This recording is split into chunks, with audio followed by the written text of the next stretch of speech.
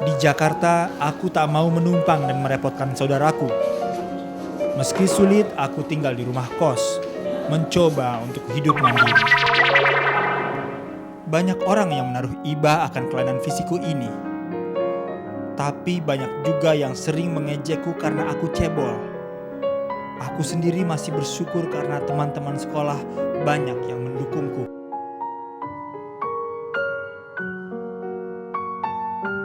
Enggak, karena kenapa ya?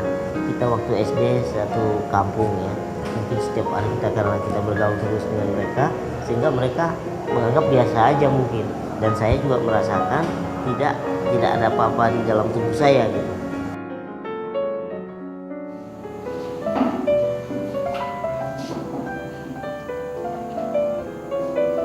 Tak banyak yang bisa aku kerjakan di kampungku.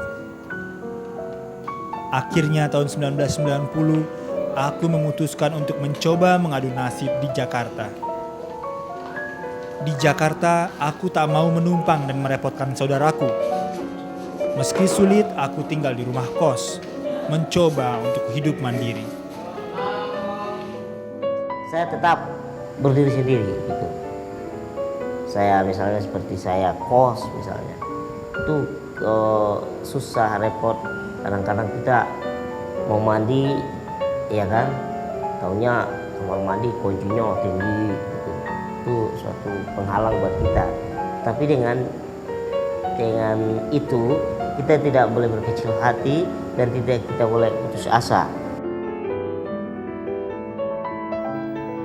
Aku tak memiliki pekerjaan tetap. Penghasilan sangat terbatas, hanya cukup untuk makan. Berbagai pekerjaan serabutan aku terima, asal aku bisa makan. Waktu itu saya aja kerjanya itu jadi badut-badut dulu pertamanya. Jadi badut untuk menghibur ulang tahun anak-anak. Itu di daerah Kebayoran Baru situ ya. Itu ada 2 tahun. Awalnya aku minder dalam bergaul. Ejekan dan olok-olok harus aku hadapi setiap hari. Namun lama-lama aku mulai cuek. Oh, kalau sakit hati berarti kita sakit hati dong yang diciptakan itu. Justru orang yang meledek kita itu aja yang nggak tahu diri gitu. Iya kan? Seandainya dia seperti saya, kita balikkan. Apakah tabah nggak hati dia menerima seperti itu? Aku selalu membandingkan diriku dengan orang lain yang kondisi badannya cacat. Dengan kesadaran itu, aku mengisi hari-hariku dengan penuh optimis. Jadi mereka yang lebih kurang daripada saya, salah satu contoh, tangan nggak ada, mata nggak ada, telinga nggak bisa dengar, masih lebih sedih mereka. Namun, sekali lagi, aku menghadapi kesulitan. Aku tetap merasa tak percaya diri ketika harus bergaul dengan wanita. Mendekati mereka pun, aku takut. Semula aku beranggapan, takkan ada wanita yang mau memperhatikanku. Mereka pasti lebih memilih laki-laki normal. Namun, aku menguatkan hatiku. Walaupun banyak ditolak wanita, aku tak mau membiarkan perasaan takut dan minder membelengguku. Kita punya prinsip, saya ini kan laki-laki, walaupun saya begini, tapi kalau dilihat orang itu berwibawa dan punya, artinya apa namanya itu, tanggung jawab, gimana, mulai berani.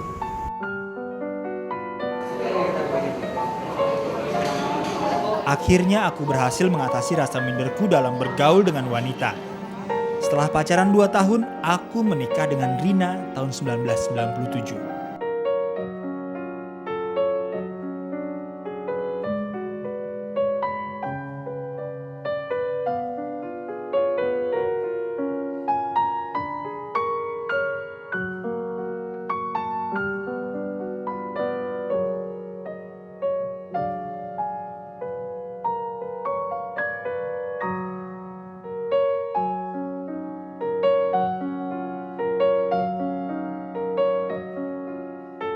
Pergaulanku semakin berkembang. Teman-temanku pun semakin banyak. Sampai aku ditawari menjadi pemain figuran untuk acara-acara di televisi. Aku pun ditawari sebagai pembawa acara bola di satu stasiun televisi. Ternyata penampilan awalku tak mengecewakan. Orang mulai mengenalku. Puncaknya tahun 2002, aku berhasil membawakan acara Piala Dunia bersama Dik Doang.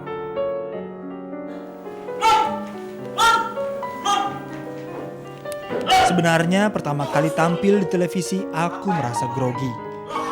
Aku merasa tak percaya diri karena harus berdampingan dengan artis dan aktor yang sudah ngetop. Namun aku tak pernah putus asa. Aku banyak menimba ilmu dari teman-temanku sesama pemain sinetron. Keakrabanku dengan mereka membuat mereka terbuka padaku. Sedikit demi sedikit mereka mengajariku berakting di depan kamera.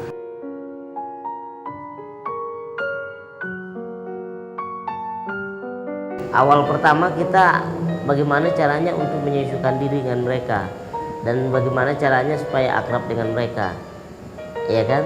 Jadi dengan keakraban kita itu nanti sehingga hilang tersendiri grogi, yang takut, yang malu berakting di depan mereka gitu.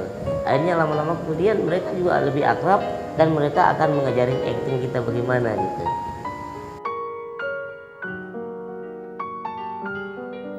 Ya, aku bersyukur memiliki banyak teman yang masih memperhatikanku. Banyak teman yang mau berbagi denganku.